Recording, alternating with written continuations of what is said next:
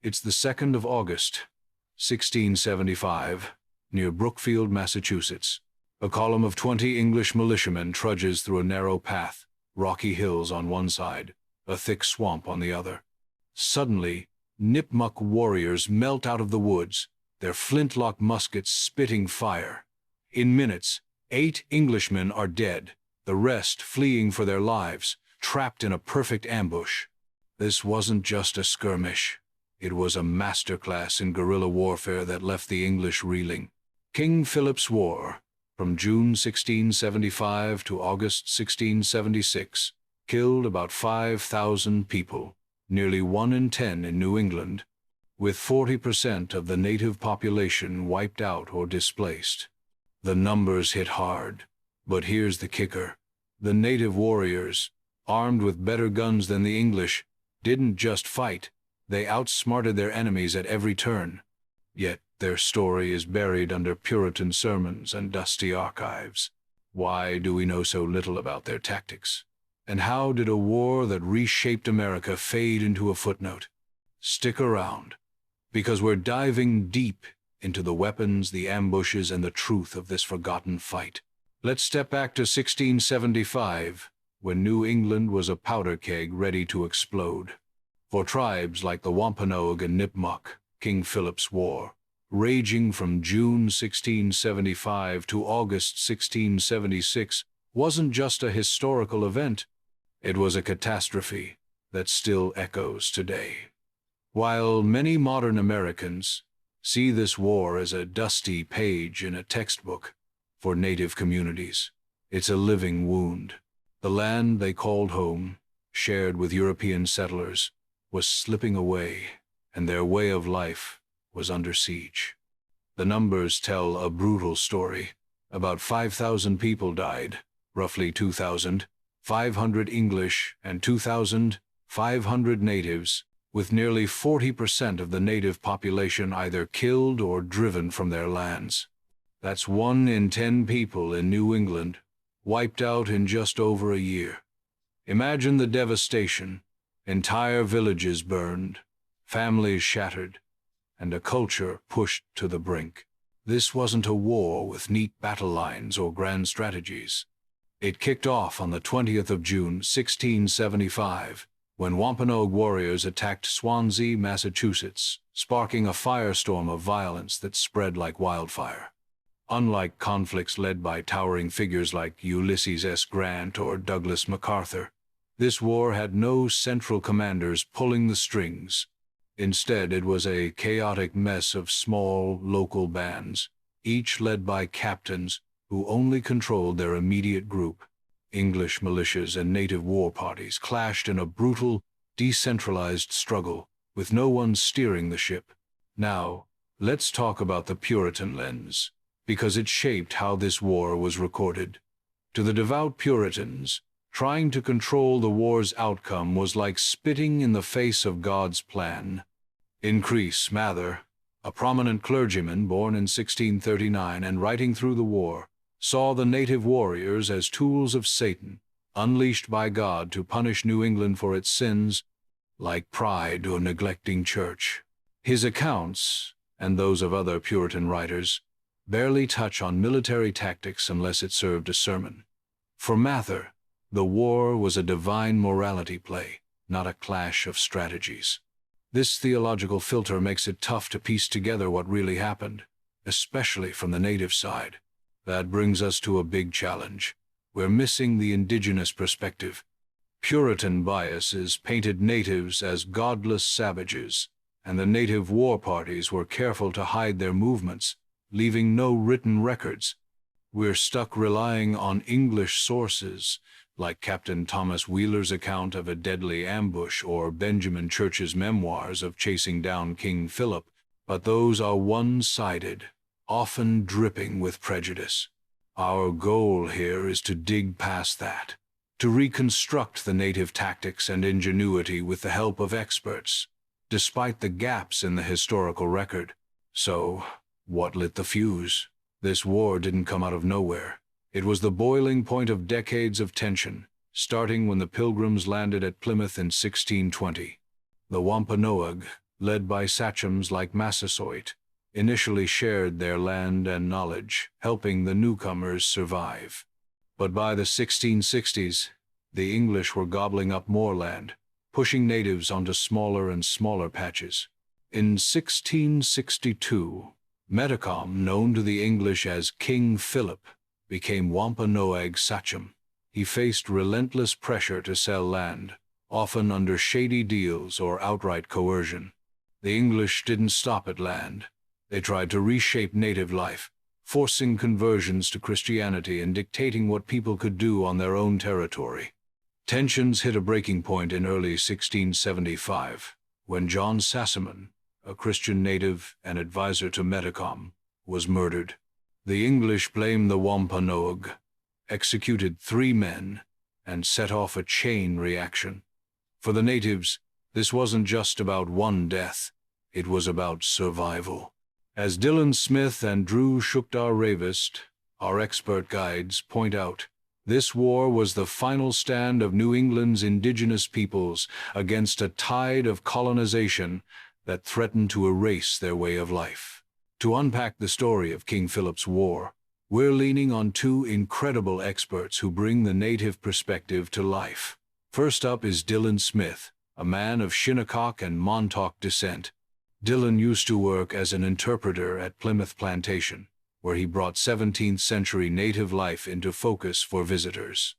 Now, he's up in Quebec, working on a language and culture program at the Kanawaki Mohawk Reservation.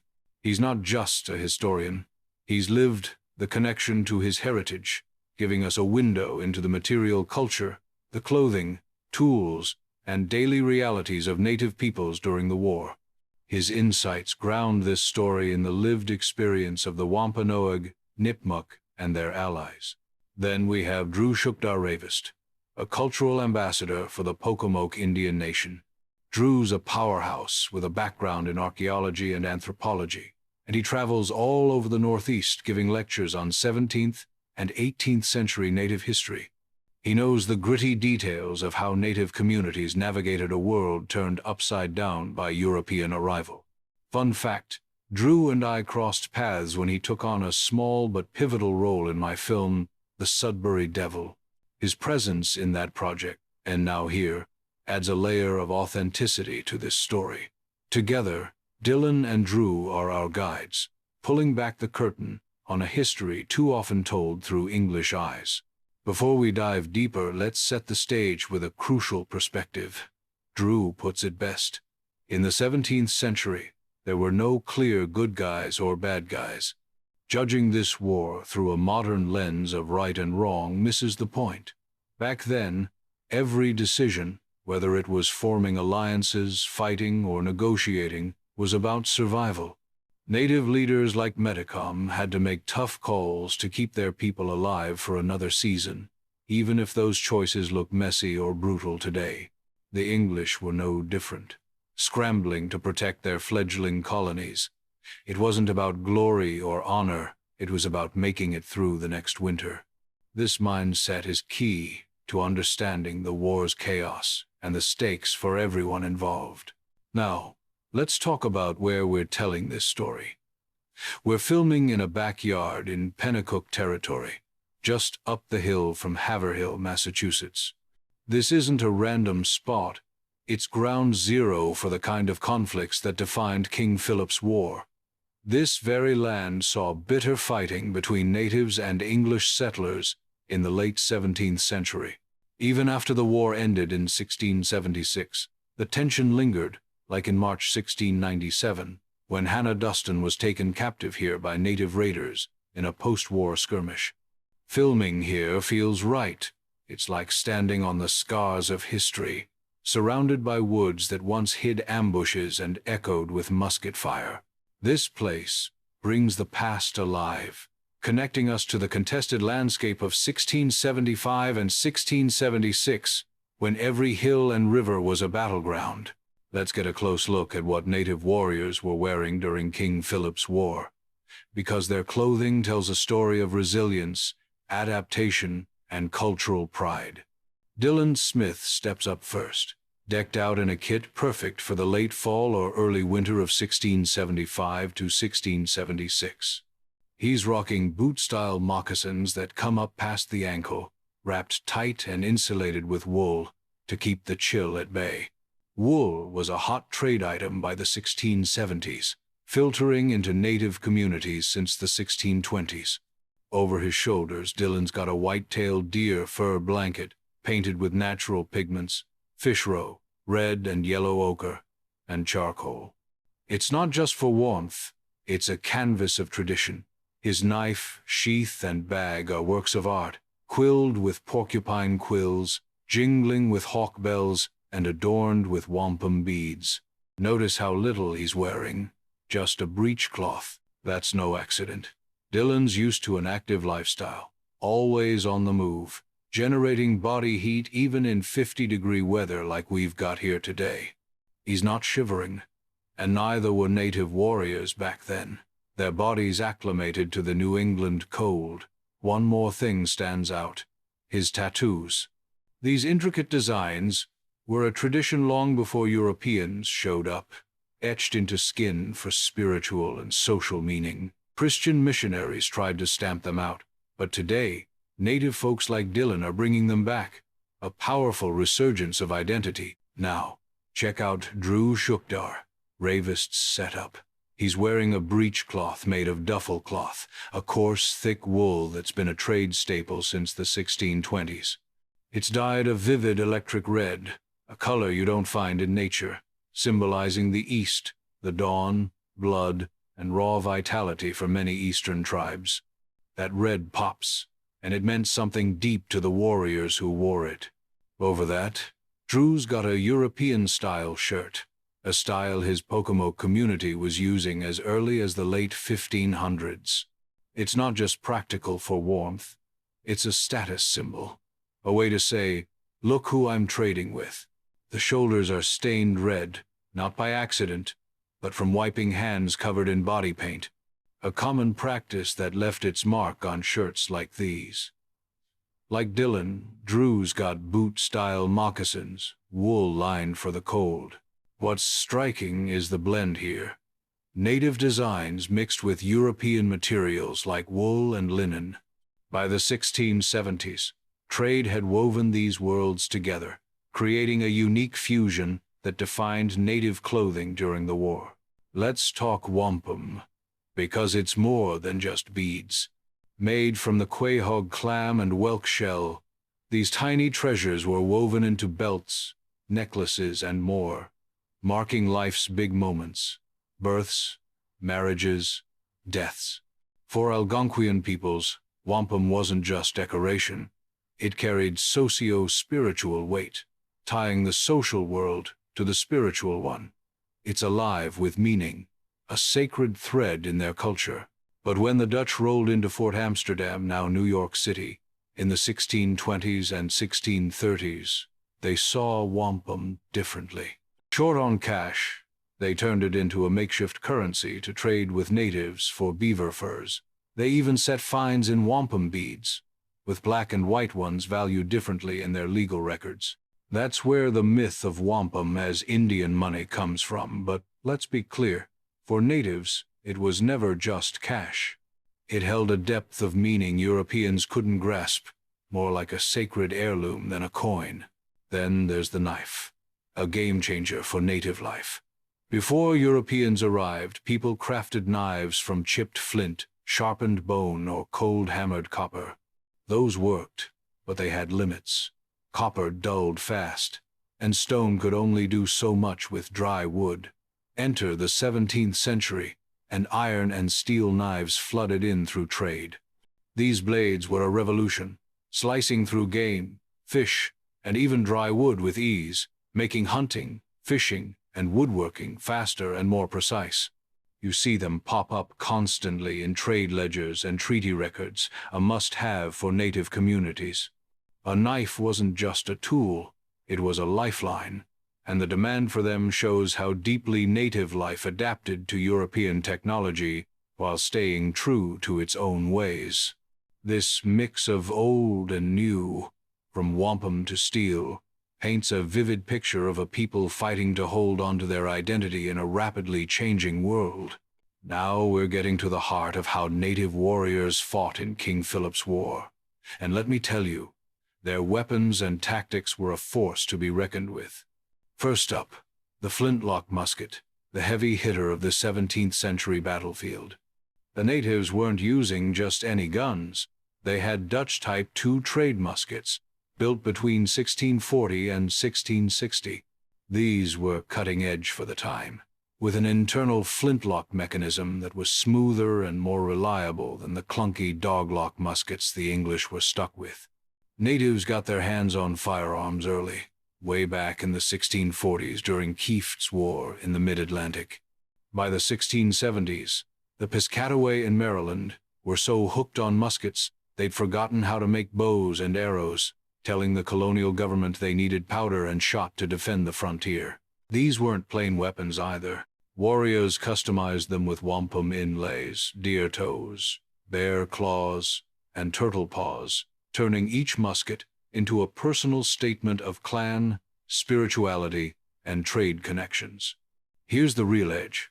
While the English tried to lock down powder and shot with laws in the 1670s, native warriors sidestepped those restrictions through traders who didn't care about colonial rules. They got the best guns Europe had to offer, often better than what the average English farmer or militiaman could scrape together. But firepower was only half the story. The natives' real genius was in their tactics, especially the ambush. They used the land like a weapon, melting into woods, swamps, and hills to strike without warning. Take the 2nd of August, 1675, near Brookfield, Massachusetts. Captain Thomas Wheeler described how Nipmuc warriors caught his 20-man militia in a trap, pinned between a rocky hill and a swamp. 8 men were cut down in a hail of musket fire. The rest barely escaped. Or, look at the 18th of September, 1675, at Bloody Brook, where 60 English soldiers were slaughtered in a surprise attack. Then there's the 21st of April, 1676, the Sudbury fight, where native forces killed around 74 English, one of their biggest victories. These weren't random hits. The natives funneled their enemies into tight spots, bottlenecks where escape was nearly impossible, then hit hard, enveloped them, and picked them apart. Some historians think these textbook ambushes might have been led by Mudawamp, the Sachem of the Wampanoag and Nipmuc, a commander who struck fear into English hearts. It was devastatingly simple. Use stealth, control the terrain, and turn the enemy's confidence into chaos. When the fighting got up close, native warriors switched to melee weapons, and these were no joke. The ball club was a staple across the eastern woodlands, a heavy, egg-shaped or rounded head designed to crack skulls or disable foes. Some, like the replica of King Philip's own club, were inlaid with wampum, blending art with lethality. You could deliver a killing blow to the head, or aim for the body to take captives alive.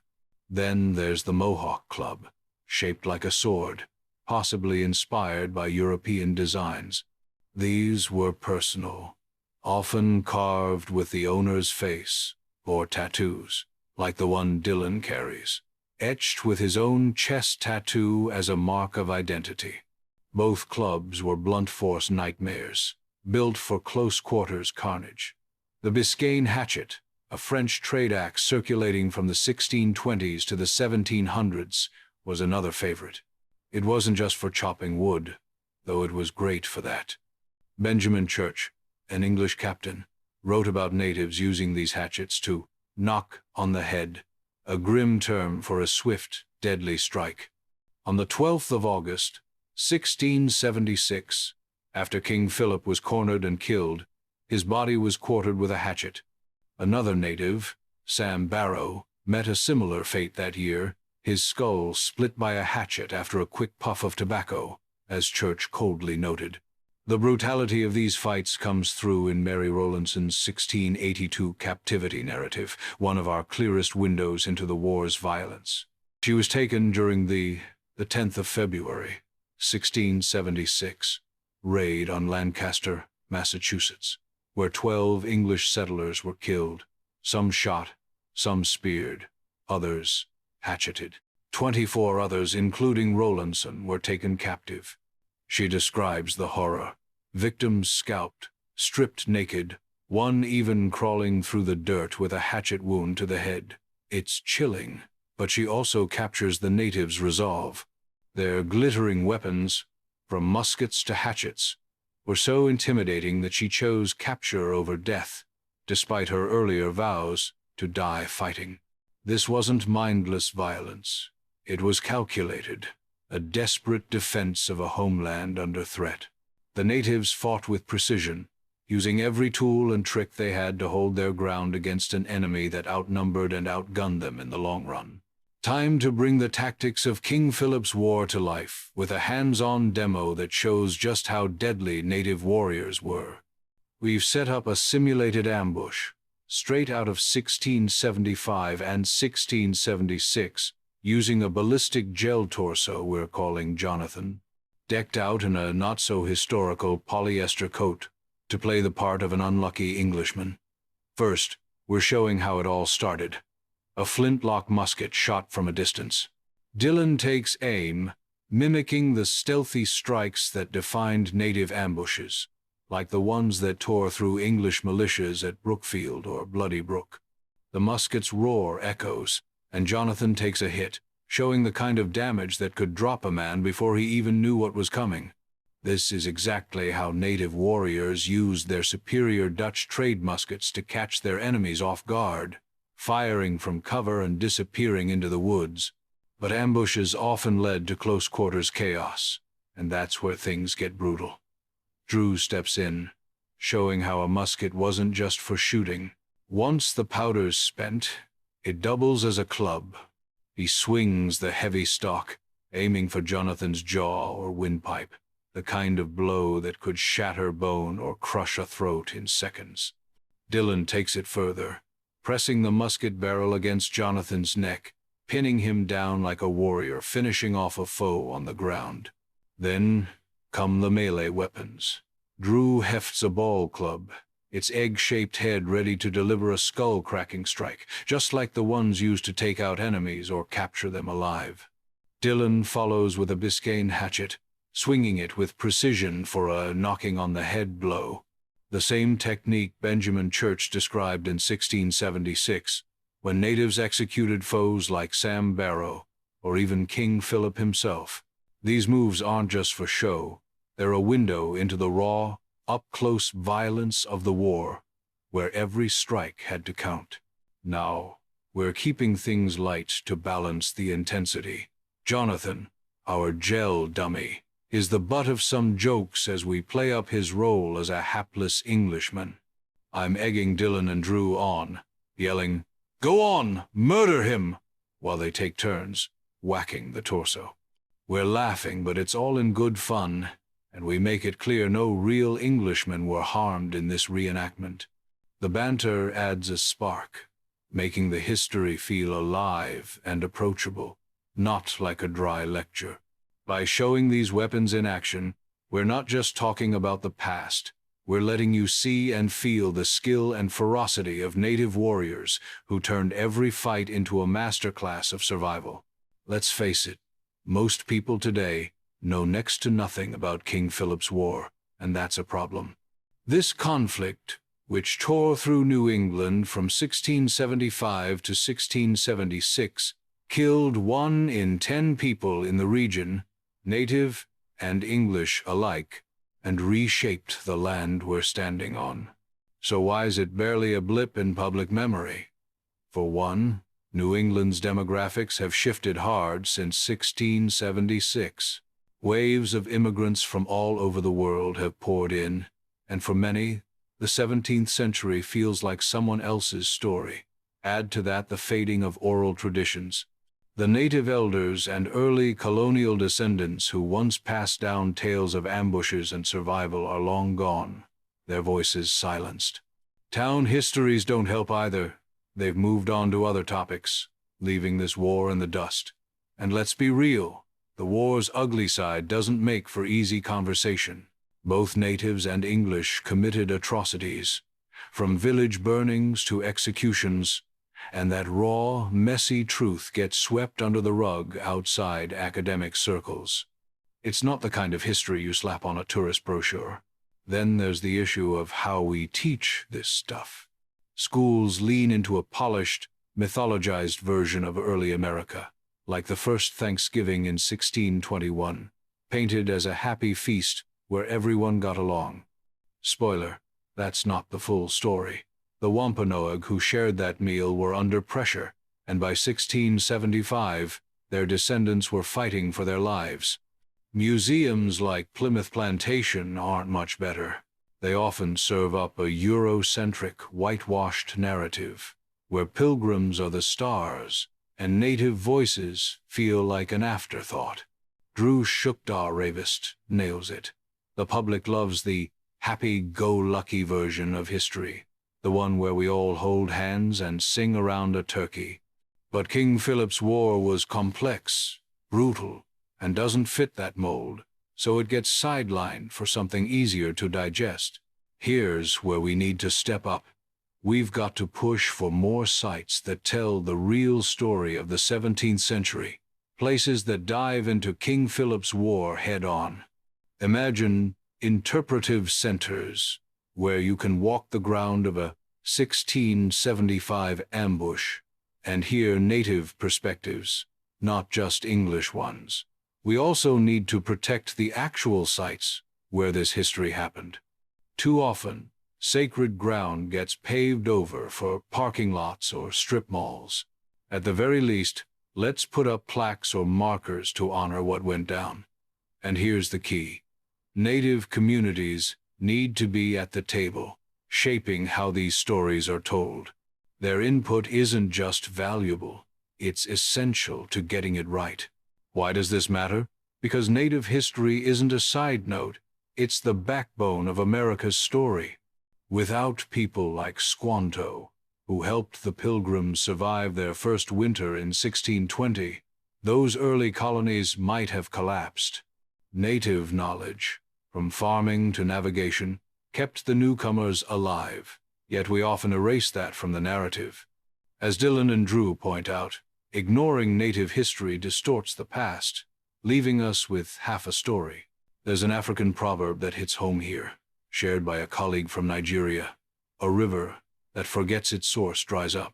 If we forget the native roots of this land, we're cutting ourselves off from the truth. This war, as uncomfortable as it is, shows the resilience and ingenuity of people fighting against overwhelming odds. We owe it to them, and to ourselves, to keep telling their story. Let's wrap this up by shining a light on what we've uncovered about King Philip's War, from 1675 to 1676.